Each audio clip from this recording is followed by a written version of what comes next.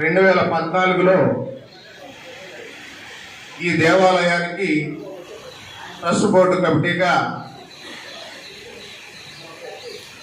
ఆనాటి దివంగత శ్రీ శాసనసభ్యులు శ్రీ కాగిత వెంకటరావు గారు మమ్మల్ని నియమించారు. మేము ఈ దేవాలయానికి వచ్చిన రోజున ఈ దేవాలయ పరిస్థితులు ఎలా ఉన్నాయో ఇక్కడ ఉన్న ప్రతి ఒక్కరికి దాదాపుగా తెలుసు. ఆ పరిస్థితి నుండి ఇవాళ దేవాలయం ఈ రకంగా ఉండటానికి మా వెనకాలండి మమ్మల్ని నడిపించిన మా పెద్దలు, అలాగే ఈ ఊరే కాకుండా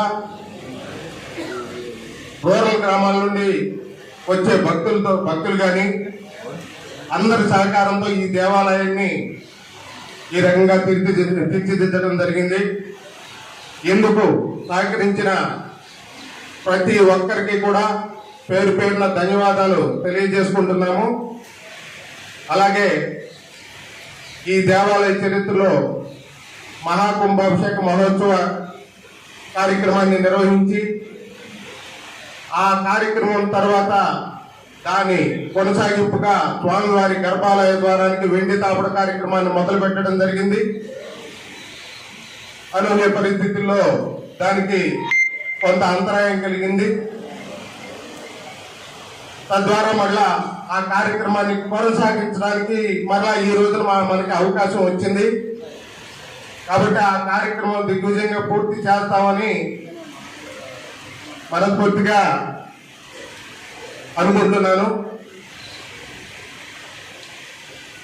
అలాగే ఈ దేవాలయానికి సంబంధించి అభివృద్ధి కార్యక్రమాల్లో ప్రతి ఒక్క విషయంలో కూడా మాకు వెనకుండి నడిపిస్తున్నటువంటి శ్రీ పొట్టు వేణుగోపాలరావు గారి కృషి కూడా చాలా అనిర్వహనీయం.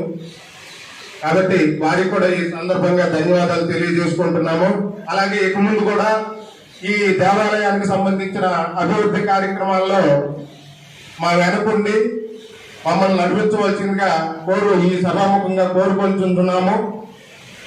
ఇంకా ఈ దేవాలయంలో చాలా అభివృద్ధి కార్యక్రమాలు ఉన్నాయి.